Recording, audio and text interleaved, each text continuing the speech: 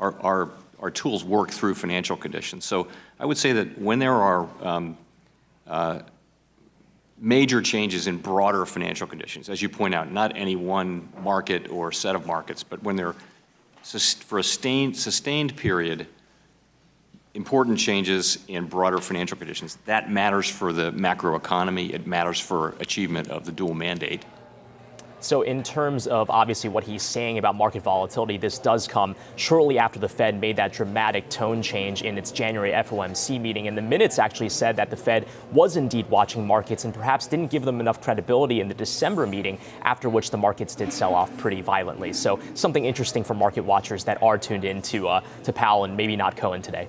Well, and even yesterday from the Senate questioners, we got questions ranging from cannabis funding to MMT. And usually the House is even more sort of diverse in its questioning, shall we say. Anything stand out to you today? Any fireworks from that hearing?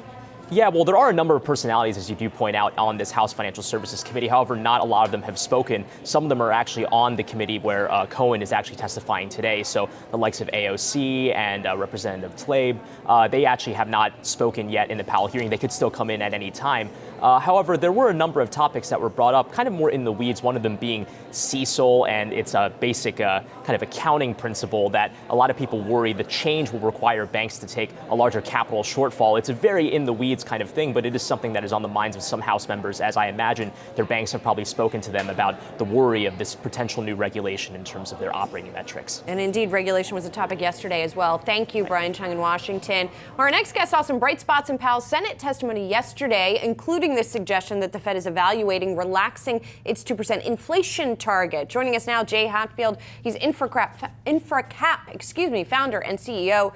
So, Jay, that really was sort of the most substantive thing that seemed to come out yesterday, was that discussion about 2% targeting.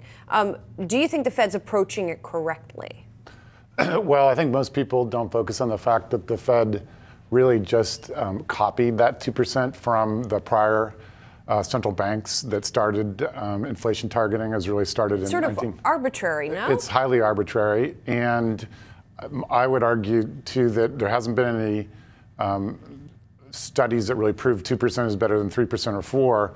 And really what we saw is that it was horrendous in 07-08 because the Fed treated 2% as a ceiling. They raised rates 17 times in a row. And of course, it led to the financial crisis. So if anything, the empirical evidence is negative.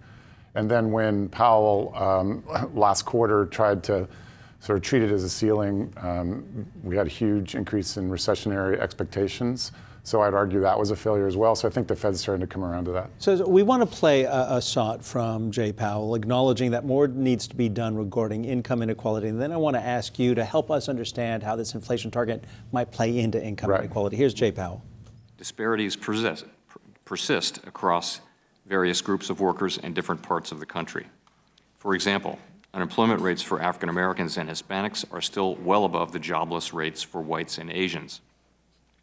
Likewise, the percentage of the population with a job is noticeably lower in rural communities than in urban areas, and that gap has widened over the past decade.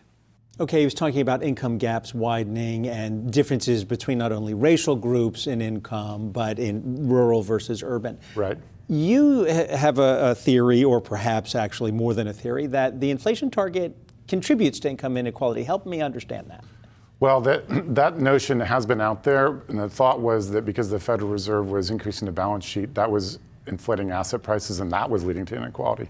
My point is a completely different one, which is that inflation actually benefits low and moderate income people because they're net creditors. So in other words, they're borrowing and or they have fixed expenses like rent. And so they actually benefit from inflation. And so for instance, if you ask anybody, would you rather have a 5% wage increase or a 2%? They're going to say 5%. They're going to not ask you, what's the PCE price deflator? And the reason for that is, of course, they can change their consumption patterns. So it gives them a choice.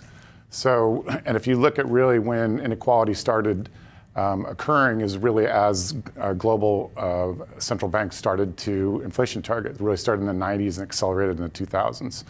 So I think it's really a disaster for the middle class, and I think most people would agree. They want higher wages and higher inflation. But at the same time, inflation targeting aside, if the Fed's not going to move again this year, that presumably could be positive for wage growth and inflation. True. This is really almost. Although it hasn't done anything to it so far. Right. Well, it is getting a little bit better, but this is kind of a 2020 issue. So that's why I think it's the most important thing you brought up, is that if ultimately, or even just later this year, China's stimulating their economy, so we're likely to have that turn around. The housing market might turn around, and we might have higher inflation. And then all of a sudden, we're going to be back to where we were last quarter. Okay, and I just want to, Susan, I want to bring you in on this. And you live this, you put your money on these kinds of theories. But when you talk about in income inequality going back, 20, almost 30 years, is that accurate? Because what Paul Volcker did and what the Fed calls the Great Moderation created the world we now have. Is it that simple that it was this inflation target, or was it much more at play? Honestly, I feel like I should take a pass on this. I don't know Not a enough problem. about it to You want to take a swing at it? But go. Well, certainly. I mean, there are other factors at play. No Globalization. doubt. Globalization, competition, immigration. These things all do impact the middle class, and mechanization. So I'm not suggesting by any means that that's the sole factor. But Okay. everything being equal, it would be much better. And I think, like I said, everybody would agree that they'd rather have higher nominal wages and deal with the inflation rather than have the Fed deal with it for themselves. And that's really kind of the key point. I will say one thing. Okay. Which is that what has not been talked about here is really the salary gap. And when you look at the difference between CEO salaries and their workforce, that percentage has gone up 10x over the past 30 years. Got it. So that has really contributed to a kind of tale of two cities world we live in right now. Well, we can all get the 5% raise and they can get none. Jay Hatfield, thank you so much for Thank you coming very in. much for Really having me. I interesting appreciate it. discussion. Okay, thank Appreciate you. it.